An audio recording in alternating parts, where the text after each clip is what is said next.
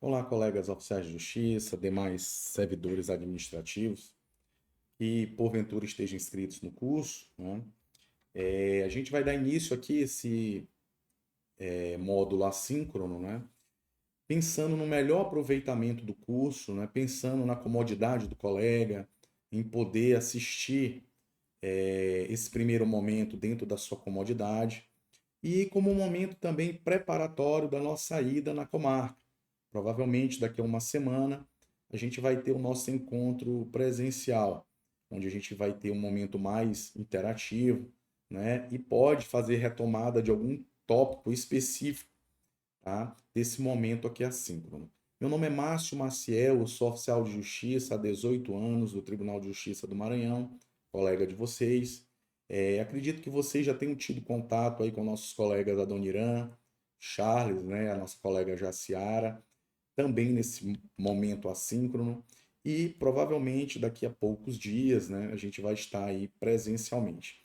Então, fiquei responsável em tratar sobre dois temas, tá? Que são extremamente importantes para os oficiais de justiça. São demandas possessórias, os conflitos coletivos possessórios e prisão civil. Sem mais delongas, colegas, vamos começar aqui com essa temática demandas possessórias, tá? A gente sabe que esses conflitos, tá? Geralmente eles exigem uma atuação mais diligente do oficial de justiça, envolve ali toda uma estrutura estatal bem maior, né? Uma atuação entre órgãos, né? Geralmente a gente vai precisar, né, da polícia militar. Então tem toda uma logística que a gente precisa compreender para que a gente consiga cumprir com pleno êxito, tá? Os mandados que envolvam aí os conflitos possessórios. Vamos lá. É, as demandas possessórias, tá? Elas estão alocadas no Código de Processo Civil dentro de um capítulo especial, os procedimentos especial, que a gente chama de ações possessórias. Tá? Por que o legislador deu esse tratamento especial às demandas possessórias, né, os conflitos possessórios? Porque, em regra, né, é sabido que os conflitos possessórios sempre estão envoltos aí em situações de violência, um risco iminente ali de um conflito, né, se acirrar e descambar ali para situações de violência. Então, o legislador preocupado com esse tipo de conflito, né, que esgaça bastante o tecido social, ele deu um tratamento ali mais célere, né, criou um procedimento, um rito mais célere para a resolução desse tipo de conflito. E onde é que está alocado lá no Código de Processo Civil? Lá no artigo 560. Tá? Lá tem a previsão de três interditos possessórios, três meios de defesa da posse. Não é o nosso objetivo aqui tratar do tema posse, né, do conceito de posse. Esse não é o nosso objetivo. Aqueles colegas, né, que são formados em direito sabem que o tema posse, né, ele envolve mais ou menos aí uma disciplina ou metade de um semestre durante a graduação. Então não é o nosso objetivo. O objetivo aqui é entender de qual o tratamento que a gente vai dar quando essa demanda chegar em nossas mãos. Um dos primeiros meios de defesa da posse, tá? E bem conhecido da gente, é o mandado de reintegração de posse. Tá? O mandado de reintegração de posse é a providência que a parte vem pedir ao judiciário quando ele sofre ali o que o código chama, né, no nome jurídico, de esbulho. A parte sofreu um esbulho. Ele sofreu a perda da integralidade do seu exercício de posse, seja de forma clandestina, seja de forma violenta, ele perdeu o exercício, ele está fora da posse. Então, nesse caso, ele vem e pede ao Estado juiz a reintegração de posse. E o que a gente precisa ter em mente quando a gente recebe uma demanda de reintegração de posse? Que a gente não vai encontrar a parte ali no local. Ele vai estar fora da posse. E o objetivo da gente é colocá-lo de volta na posse. Tá ok? O segundo meio de defesa da posse é a manutenção de posse.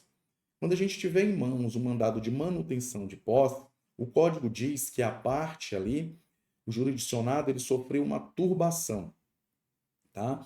E o que seria essa turbação? Ele perdeu ali parte do exercício do seu direito de posse. Ele já não consegue exercer em sua plenitude a posse. Alguém está exercendo junto com ele ali a posse. E ele vem e busca do judiciário ali, pede a providência, né, de manutenção de posse. Então, nesses casos, quando a gente tiver em mãos o mandado de manutenção de posse, a gente já tem que ter em mente que a gente vai encontrar ali o requerido, exercendo juntamente com o requerente, né? Exercendo juntamente com o requerido, tá? A posse. Então a gente já sabe que vai encontrá-lo, tá? Uma outra possibilidade, tá, de defesa da posse é o interdito proibitório, tá? É um nome aí bem diferente, tá? Mas é importante que a gente conheça. Pode ser que a gente, em algum momento aí do exercício da atividade, a gente se depare aí com uma demanda, né, de interdito proibitório. E o que seria o interdito proibitório? Ele está previsto lá no artigo 567, é a hipótese de alguém, tá sofrendo uma ameaça no seu direito de posse. Isso é muito comum naquelas situações, tá, que envolvem os movimentos organizados, né, onde, em regra, né, geralmente eles montam acampamentos ali nas imediações. Então, as pessoas que têm as suas posses, suas propriedades ali, já buscam o judiciário e pedem ali o interdito proibitório. E qual o comando que vai vir nesse mandado de interdito proibitório? Que aquelas pessoas que foram apontadas ali como quem está ameaçando o direito de posse do requerente, que eles se abstenham de praticar qualquer ato, tá? Que venha a violar ali o direito de posse do requerente. E geralmente ali vem combinando uma multa, né, para quem violar o direito de posse daquela pessoa, né, que buscou o poder judiciário. Então, esses são os três meios de defesa da posse previsto no CPC. Tá? É importante também a gente ressaltar, tá, que é possível a fungibilidade entre essas ações. Por quê? Vamos imaginar uma seguinte situação. Alguém, tá, busca o judiciário relatando que sofreu uma turbação. Tá? Alguém está exercendo ali a posse dentro, né, do seu direito de posse ali, dentro da sua propriedade. Está exercendo concomitantemente com ele.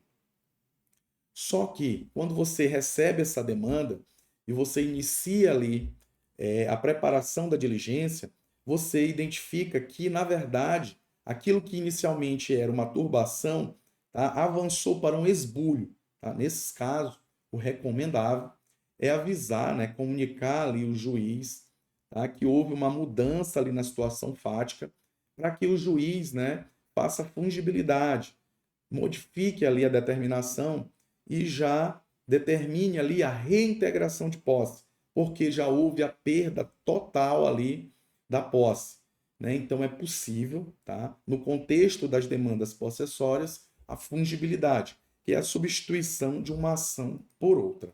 Tá? E quais são os requisitos, tá, que a parte precisa demonstrar para o juiz para que ele tenha essa providência, tá, deferida a seu favor? Ele precisa demonstrar que ele estava na posse, tá? Ele precisa demonstrar a turbação ou o esbulho, ok? Ou, no caso, uma ameaça, se for interdito proibitório, a data que ele tomou conhecimento daquela situação. Lá na frente a gente vai entender por quê. Por quê? As ações possessórias, elas só podem ser provocadas, tá, até 1 ano e 1 dia, tá, da violação, da agressão ao direito de posse. Quando ultrapassa esse período, tá, a gente não vai mais, a ação não vai mais tramitar por esse rito, ele não vai ter mais a mesma celeridade. Por quê? Porque a gente já sabe que já transcorreu um período bem extenso ali, tá? Já perde esse caráter, tá, de urgência, então ele vai pelo rito ordinário, vai ter um outro tratamento. Tá? Por isso que é importante ele declarar a data que houve a violação ao seu direito de posse. E ele também vai precisar demonstrar quando é que houve a continuação ou a perda da posse. Isso aqui a gente está relatando só para que a gente tenha uma noção do procedimento. É importante também a gente tomar conhecimento das ações petitórias, tá? As ações petitórias, na verdade, elas vão ter como fundamento não a posse, elas vão ter como fundamento a propriedade. As pessoas vão buscar o judiciário, tá, para poder exercer a sua posse, tá, com um fundamento a propriedade. Não vão alegar que estavam na posse, que alguém violou o seu direito de posse. Tá? Então, nesse caso, para a gente, enquanto oficial de justiça, a providência vai ser a mesma. Alguém quer exercer o seu direito de posse, quer entrar na sua posse. E são duas as possibilidades de ações petitórias, tá? Pode ser que chegue em nossas mãos, tá? O mandado numa ação reivindicatória. Tá? O que seria a ação reivindicatória? Alguém exerceu por algum momento a posse da sua propriedade e aí deixou de exercê-lo, seja por situação contratual ou por qualquer outro motivo, e ele vem e busca o judiciário dizendo, juiz, ó, eu quero voltar a exercer o meu direito de posse, e lá no local tem alguém exercendo esse direito de forma clandestina, de forma irregular. E eu sou o proprietário, eu tenho um título de propriedade. Nesses casos aqui, o tratamento não é célere igual às demandas possessórias. Ele tramita pelo rito ordinário. Pode até que seja que o juiz defira uma liminar. Porém, nesses casos, além de demonstrar, a verossimilhança da alegação, de demonstrar o direito, ele vai ter que demonstrar, tá, o risco de dano ou perigo, o risco ao resultado útil do processo. Tá, ok? Então, nesse caso, quando a gente tiver em mãos um mandado numa ação petitória, a gente tem que ter cuidado quando ter contato ali com as partes, tá? Que eles podem alegar, olha, essa pessoa nunca esteve aqui, tá? Essa pessoa não é a dona e tal. Então, nesse caso, você vai dizer, realmente, ele não está dizendo que esteve na posse, ou que esteve recente na posse, no caso da reivindicatória, provavelmente ele já deve ter exercido em algum momento. Ele está alegando aqui que ele é o proprietário, ele registrou esse imóvel, é registrado no nome dele, tá ok? E uma outra possibilidade são as ações de imissão de posse. Essas são bem recorrentes em conflitos entre particulares, Aquelas pessoas que adquirem imóveis, em leilão, dos bancos, aí, imóveis retomados de financiamento, tá? Ele registra o imóvel, tá? E vem, tá? Geralmente na justiça estadual, e pede a emissão de posse. Quando você tiver em mãos o mandado de emissão de posse, o que você precisa ter em mente? Que a parte, tá, nunca esteve na posse. Ela adquiriu a propriedade e agora ela quer exercer o seu direito de posse, ok? Então, em resumo, tá, nas ações petitórias, o objetivo da gente, enquanto oficial de justiça, é colocar o jurisdicionado na posse. Porém, a gente precisa entender o contexto de cada uma dessas ações, tá, ok? Então, vamos lá.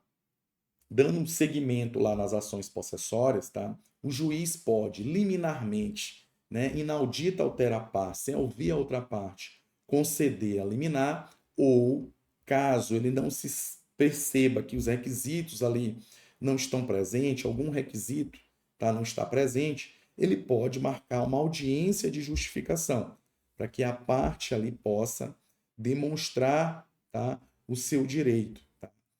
A violação a seu direito de posse, o exercício do seu direito de posse. Uma questão bem interessante nos conflitos possessórios é a questão da citação. A gente precisa dar bastante atenção na citação nos conflitos coletivos. Tá? Lá no artigo 554, parágrafo 1º, lá está previsto, tá, como deve acontecer essa citação. Essa citação ela deve acontecer numa diligência única, tá? Onde você vai citar todos os ocupantes que estejam naquele momento, que forem encontrados ali. Eu utilizo sempre de uma estratégia que é identificar ali as lideranças, tá? E eu faço isso eu vou compartilhar com vocês, que é uma experiência que a gente tem da capital, tá? Mas eu acredito que como hoje existe, né, um núcleo específico da Polícia Militar que ele trata desses conflitos agrários, eu acredito que existe uma uniformização de procedimento no âmbito da Polícia Militar. Aqui na capital, como é que funciona? A Polícia Militar, quando acontece essas situações, tá, de invasões, de ocupações coletivas, a Polícia Militar começa a fazer um acompanhamento, tá, um monitoramento. Então, geralmente, o batalhão da área tem informações sobre as lideranças, tá? A quantidade de pessoas que está envolvida ali naquele movimento. Então, eu, particularmente, quando vou fazer a citação, eu sempre procuro o batalhão da área.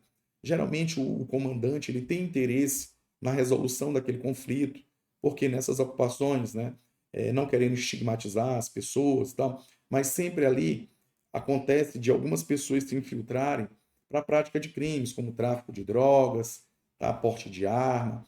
Então, ele sempre faz esse acompanhamento e sabe identificar, tá, como é que tá os ânimos ali naquele local. Então, às vezes, eu peço que ele me acompanhe ali naquele momento da diligência inicial, tá? Ele vai apenas para resguardar a minha integridade física e ao chegar lá no local, tá, ele já me aponta quem são as lideranças, eu já identifico, já chamo as lideranças e converso com eles que foi ajuizada ali uma ação e se tem uma liminar ali, eu já aviso, tem uma liminar para desocupação, né, daquele espaço de forma voluntária e tal. E eu já aponto para eles, tá, que toda uma rede de órgãos vai ser acionada para que eles possam também intermediar a resolução daquele conflito. Então, é importante, tá, que naquele momento todos sejam devidamente identificados. Por quê?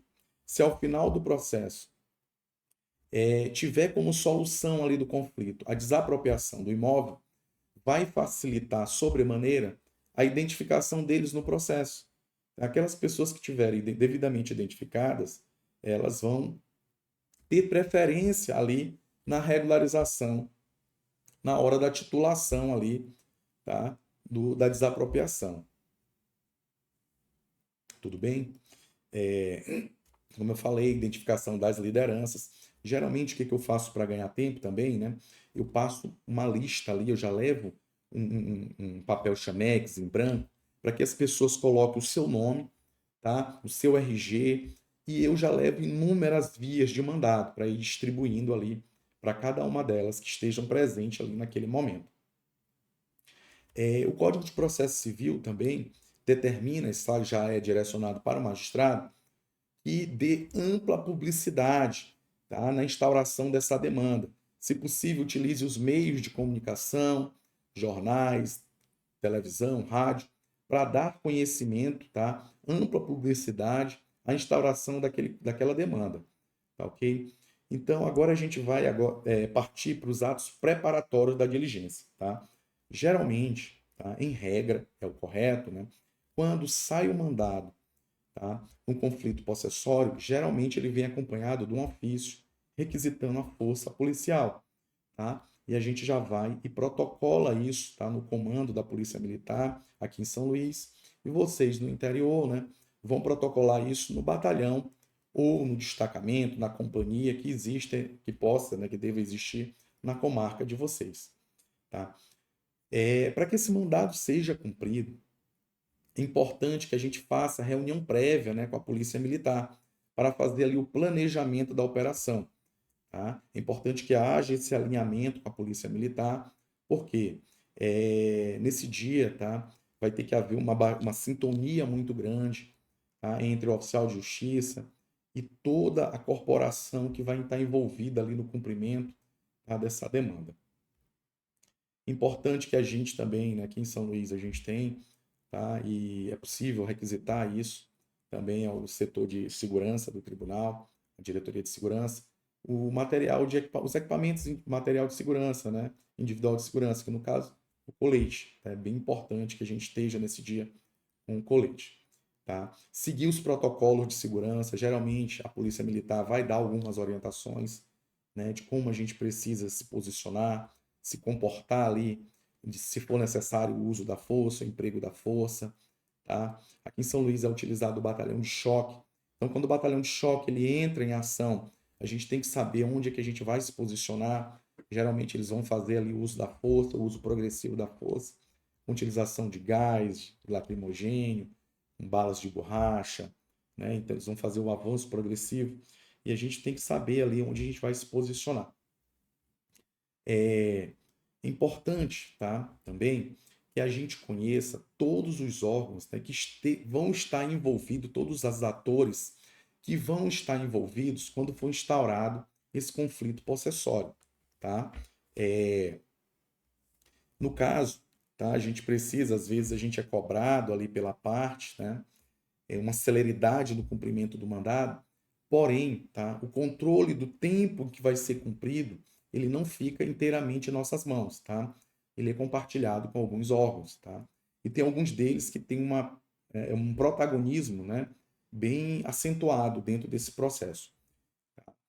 No Maranhão, a gente tem assim uma fartura de órgãos que tratam dessa demanda, né, dos conflitos possessórios. Só no âmbito do Tribunal de Justiça, a gente tem dois, tá? A gente tem uma comissão de conflitos fundiários, que foi criado pelo Gabinete da Presidência, pelo provimento 84/2022, tá? Pelo instrumento administrativo 84/2022. Foi criado por determinação lá do CNJ. A gente tem também o provimento 8/2019, do Núcleo de Regularização Fundiária Urbana e Rural, né, que foi criado pela Corregedoria Geral de Justiça. E o órgão mais importante hoje no âmbito estadual é a COECV, que é a Comissão de Prevenção de Conflitos no Campo, conflitos agrários, né, no campo e na cidade. Tá? Foi criado pela Lei 10.426 de 2015. Essa comissão ela atua, né, na prevenção e redução de violência de conflitos agrários. Tá? Só para a gente ter uma ideia, quando esse órgão foi criado, tem esse gráfico aqui, tá? No ano de 2015, né, de 2011 até 2015, houve um acentuado número de conflitos agrários. E foi justamente no ápice, né, desses conflitos que foi criado a COECV. E, segundo dados, né, levantados pela COECV, atualizados até março de 2020, com a implementação da COECV, houve uma redução significativa, tá, desses conflitos. E quais são as atribuições da COECV? Né? A atribuição da COECV, como a gente já falou, que é a Comissão Estadual, né, de Prevenção à Violência no Campo e na Cidade, é avaliar as medidas necessárias que precisam ser adotadas, tá, em ações possessórias coletivas, nas ações reivindicatórias, como a gente falou lá, nas ações petitórias, inclusive dialogando, né, eles vão fazer uma interlocução com o Poder Judiciário, com o Ministério Público, tá, com a Corregedoria Geral de Justiça do Maranhão. E no caso, tá, eles têm um papel preponderante, porque a Polícia Militar só vai atuar, tá, só vai dar o apoio necessário para o cumprimento do mandado quando eles recebem o aval da COECV. Tá? E nesse caso está lá previsto no inciso 4º, que é sugerir as medidas para assegurar, tá, no cumprimento das decisões judiciais, para que sejam respeitados os direitos humanos dos envolvidos, tá, em conflitos fundiários. E no caso, tá, eles fazem algumas recomendações quando do cumprimento, né, do mandado, caso as autoridades, né, responsáveis pelo cumprimento não possam ali assegurar algumas das medidas referidas, né, indicadas pela COECV, eles têm que fundamentadamente justificar a impossibilidade. Tá? Agora, tem um detalhe. Tá? A COECV é um órgão, né, que é formado, né, é uma comissão, na verdade, né, que é formada por diversos membros de diversos órgãos. E eles se reúnem a cada 2 meses. E aí que reside a grande dificuldade, tá? Que a gente tem de dar um tratamento célere, de dar o tratamento que o legislador, tá, se preocupou lá no Código de Processo Civil, tá, em tentar intervir de forma célere nesse tipo de conflito. Eles só se reúnem a cada 2 meses. Tá? Extraordinariamente, eles podem se reunir, porém, eles precisam ser provocados por 1/3 dos seus membros. E qual é a estrutura da COECV? Tá? Quem compõe, quem tem assento lá na COECV? Tá? A COECV ela é presidida, né, pelo secretário de Direitos Humanos, pelo secretário de Segurança, o secretário de Estado de Segurança Pública, o secretário das Cidades, tá? O secretário de Estado da Agricultura e Pecuária, o presidente do ITERMA, o comandante da Polícia Militar, tá? Um membro da Defensoria Pública do Estado do Maranhão e um membro do Poder Judiciário. Tá? Detalhe, o Poder Judiciário, né, apesar da COECV ter sido, tá, implementado em 2015, ele só foi incluído em 2019, só foi ter assento em 2019. Tá? E a gente sabe hoje o quanto a COECV tem um protagonismo dentro desse cenário dos conflitos agrários. Tá? A COECV, como a gente já falou, a Polícia Militar só vai atuar com aval da COECV. Como é que a COECV é provocada? Quando a gente leva um ofício, tá, para a Polícia Militar faz um estudo de situação. Tá? Ele vai no local e faz um levantamento de quantos invasores estão envolvidos ali, tá? Se há já aquelas construções de alvenaria no local, se há apenas aquelas construções improvisadas, aqueles barracos, tá? Quais são as principais vias de acesso, tá? A presença de crianças, de idosos, eles fazem todo um levantamento, todo um dimensionamento, tá? De efetivo policial que vai ser necessário para cumprimento daquela ação e encaminha todo esse estudo para a COECV, tá? Porém, como a gente falou, a COECV só se reúne a cada 60 dias. Então, se a Polícia Militar for provocada ali dias após essa reunião, tá? Eles só vão deliberar sobre esse apoio solicitado ali pelo juiz, tá? 60 dias. Tá? E aí que reside o nosso problema, a nossa grande dificuldade hoje. Porque a gente sabe que esses conflitos, essas ocupações, elas crescem a cada dia. Tá?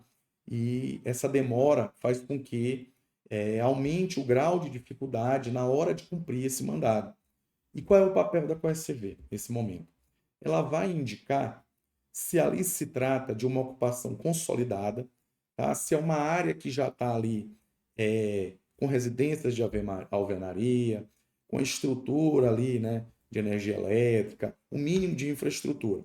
Porque se ela entender que aquilo ali é uma área consolidada, a indicação que ela vai dar é pela desapropriação. E aí ela vai provocar aos órgãos, né, competentes. No caso, se for uma área rural, né, pode ser o INCRA, pode ser o governo do estado numa área urbana, beleza? Então, nesses casos, provavelmente eles não vão dar o aval para o cumprimento. Tá?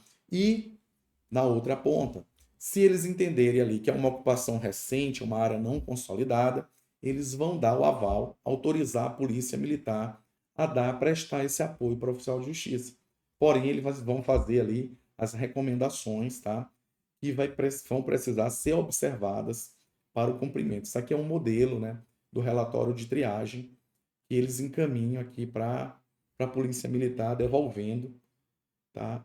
E autorizando o cumprimento do mandado. Por isso que às vezes a gente é cobrado pela parte, né? E a gente precisa entender de toda essa dinâmica, dizer para a parte, olha, seu processo está tramitando, seu requerimento junto à Polícia Militar está tramitando nos órgãos competentes, tá? E agora a gente vai precisar esperar, porque a Polícia Militar só vai poder atuar depois do aval da COECV, tá? Aqui eles acionando a prefeita, que não foi de uma desocupação aqui no município do Paço, para que ela preste as medidas, né, necessárias no dia, tá?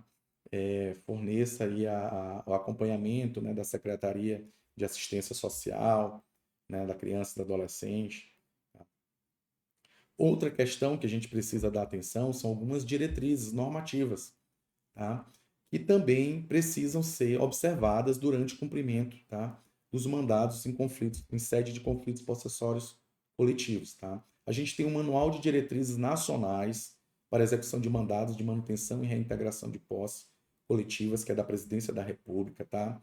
Lá ele fala que o representante da unidade policial ele vai ter que articular com todos os órgãos, ali o INCRA, a Ouvidoria de Segurança Pública, a Comissão de Direitos Humanos, para que no dia do cumprimento do mandado esses órgãos se façam presente.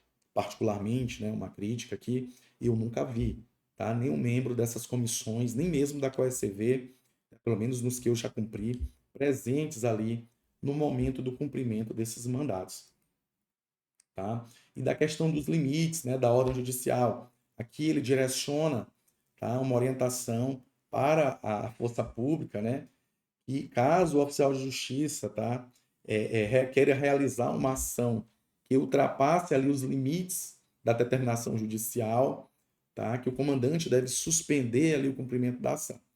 Tá? Então, nesse caso aqui, lógico, a gente vai se cingir, se limitar ao comando ali previsto ali na determinação. Olha algumas orientações que são até de difícil observação. Tá? Ele proíbe aqui o uso de mão de obra privada no momento da remoção. Ora, a gente sabe que no momento ali da desmobilização de uma ocupação, a gente vai precisar de tratores, de caminhões, né, de máquinas para fazer aquela desocupação. E geralmente a polícia militar, o Estado, não tem, tá, esses equipamentos. A parte vai precisar disponibilizar. E ele vai buscar isso na iniciativa privada. Vai ter que contratar uma empresa, né? Então, assim, nesse caso, tá? Inevitavelmente a gente não vai poder dispensar o auxílio dessa mão de obra, tá, privada, porém a gente tem que fazer esse uso com muita cautela. É importante que no momento ali do cumprimento de mandado, mesmo que o momento seja tenso ali, a gente oportunize, chame as lideranças, tá? E dialogue com elas, no intuito de que haja ali, tá, um momento para retirada ali dos materiais que aquelas pessoas utilizaram para fazer aquela ocupação, telhas de brasilite, geralmente é o que eles utilizam, tá? Madeiras, tá? Se eles tiverem interesse, se houver essa possibilidade, é importante que seja oportunizado, tá? Para aquelas pessoas, tá, que estejam ocupando, fazendo aquela ocupação irregular, que eles retirem, desmobilizem todo esse material. Tá? A gente tem até um exemplo, né, que aconteceu agora recente, que eu não conheço os detalhes do processo, esse processo, inclusive, parece que está em sigilo, aconteceu lá no município de Zedoca, né?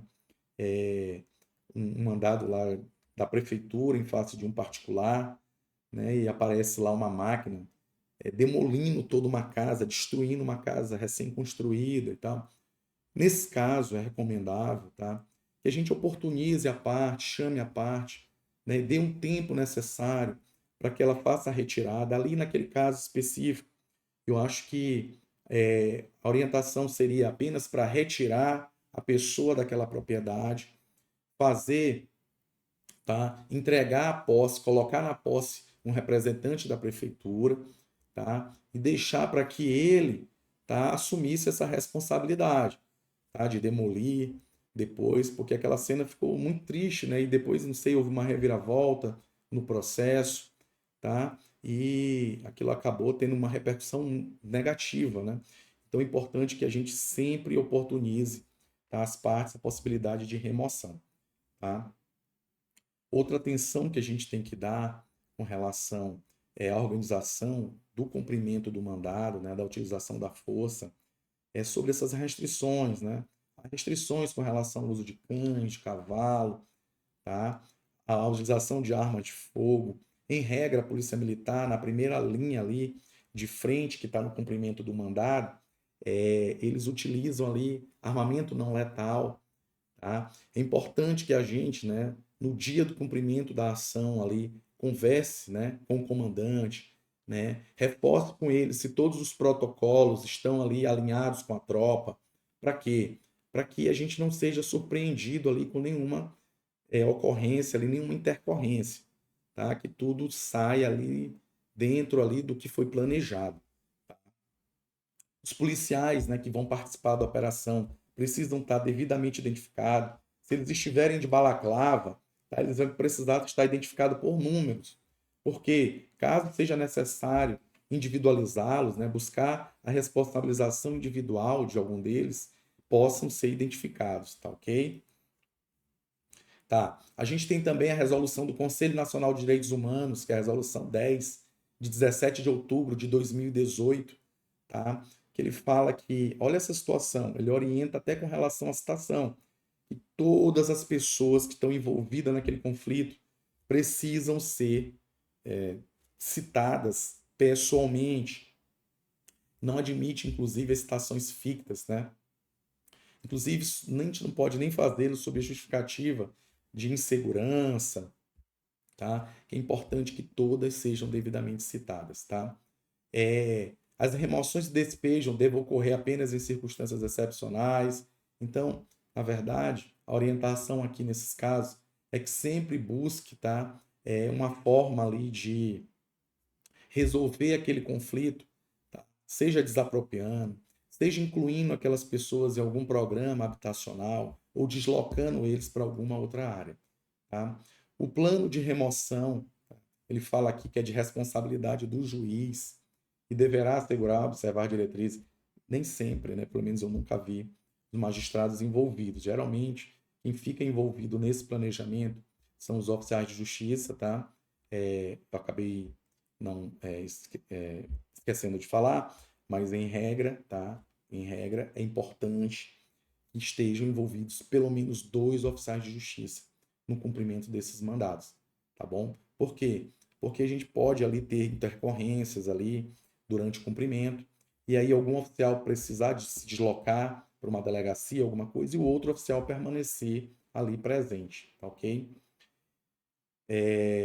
Lá no artigo 16, né, inciso 9, na data prevista para o cumprimento, o oficial de justiça acompanhará a execução dos termos do plano, de tudo que foi planejado para o cumprimento do mandado, procedendo com as anotações de todas as intercorrências por meio da certidão.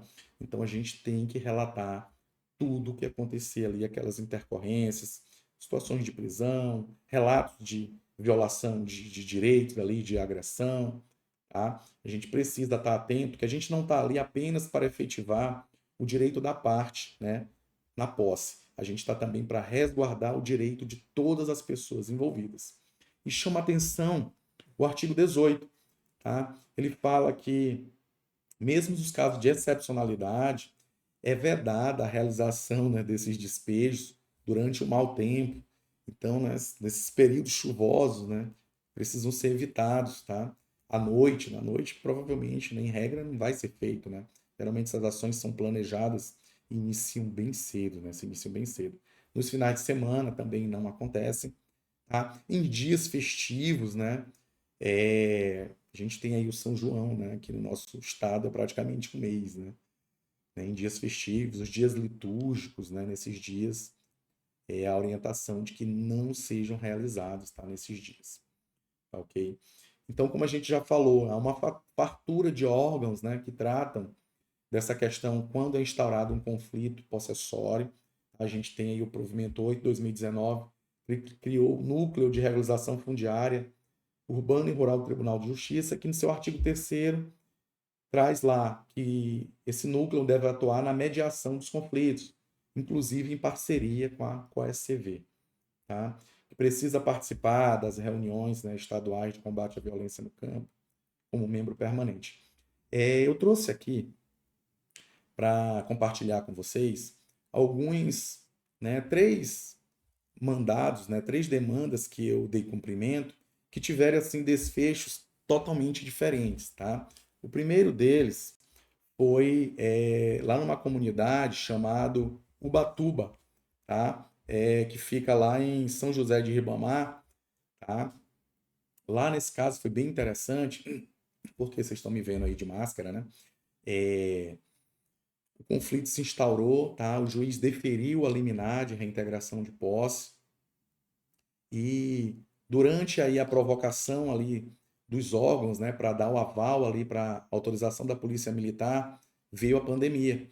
E numa ação do proposta, não sei se foi pela Defensoria Pública da União, qual foi o órgão, houve uma decisão do ministro Barroso, né, suspendendo o cumprimento dessas ações, tá? Cumprimento de mandados dessa natureza.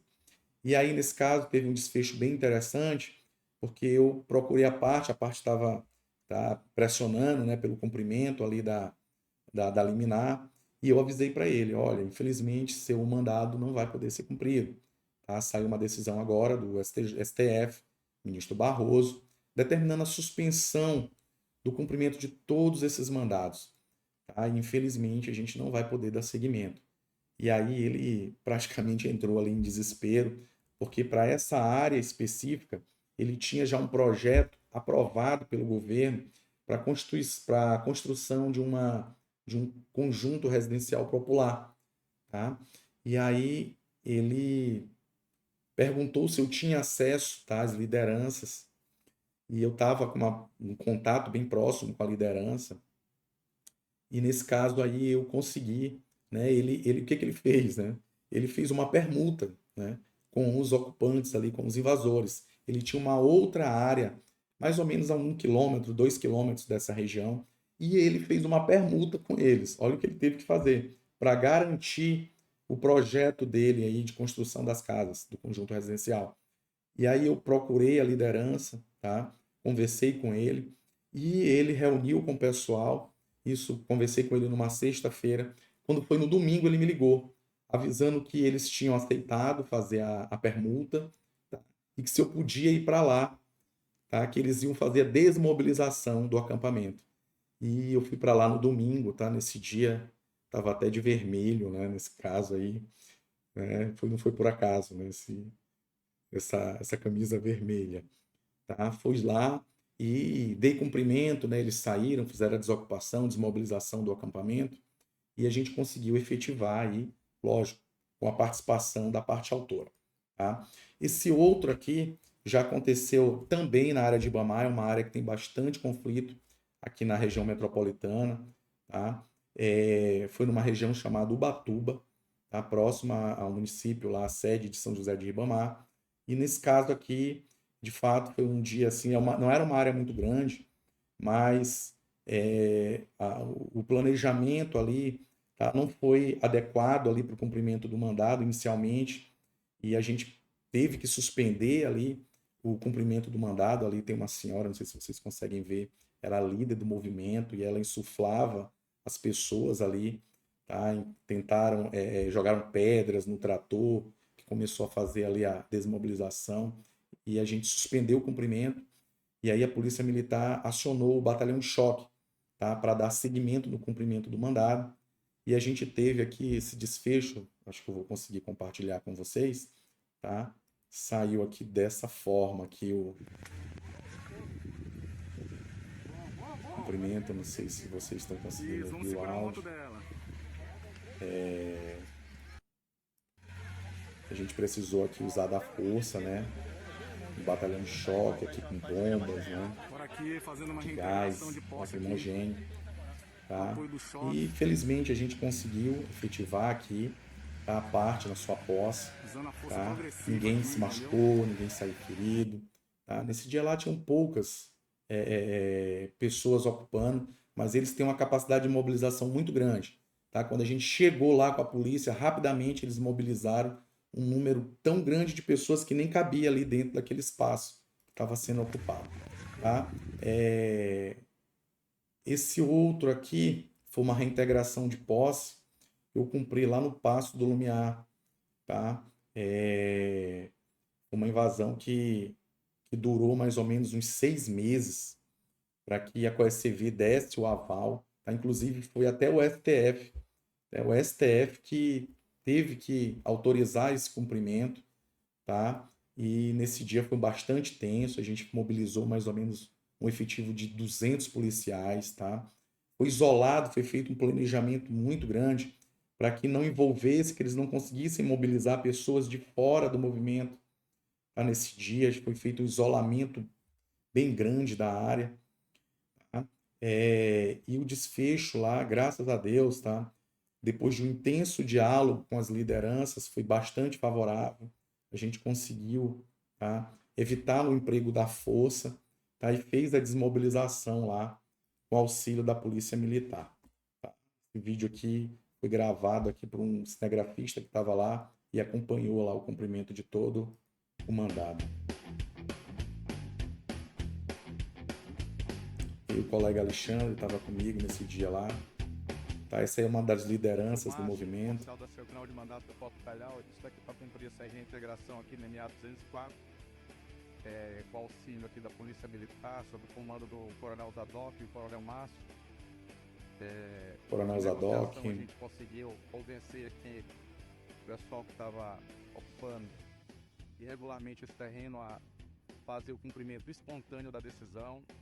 E a gente já está aqui desmobilizando com caminhões, tá? E, felizmente não foi nem necessário a gente empregar o uso Não das sei se forças. está dando para ouvir o Queria áudio, aqui tá? parabenizar a Polícia Mas as Militar, imagens na falam pessoa por dos si só, né? comandantes, policiais que estão aqui prestando apoio, do ICTA. Até inclusive o GTA, né? O Centro Tático Aéreo estava presente, a cavalaria, tá? O pessoal do Corpo de Bombeiros. Bom, pessoal, e para finalizar, tá? Eu queria compartilhar aqui com vocês um procedimento operacional padrão, tá? São algumas condutas, tá? Algumas posturas que a gente, se possível, adotasse, deveria adotar no cumprimento, né, dessas demandas, tá? Primeiro, é atuar sempre em conjunto com outro oficial de justiça, como a gente já ressaltou, é importante que a gente esteja junto, porque, como eu falei, tá? Pode ser necessário que alguém tenha que se ausentar ali, e é importante sempre que o cumprimento esteja acompanhado pelo oficial de justiça. A diligência só tem hora para começar. Tá? O oficial de justiça ele precisa permanecer no local durante todo o cumprimento, até a finalização. Tá? Solicitar sua chefia imediata, os EPIs, né? No caso, os coletes. Tá? Confirmar junto ao comandante da operação que todos os protocolos que envolvem a atuação dessa natureza serão observados. Tá?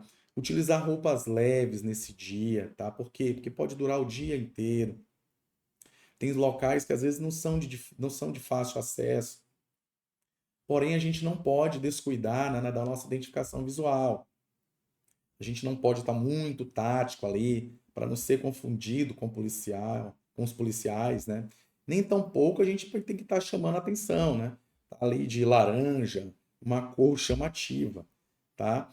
Para que a gente também, tá, não seja identificado de forma assim à distância, né? É importante também a gente não estacionar nosso veículo nas proximidades, tá? Se possível, a gente nem levá-lo, a gente utilizar o veículo oficial ou fazer o deslocamento junto, tá, com o comandante da operação, tá?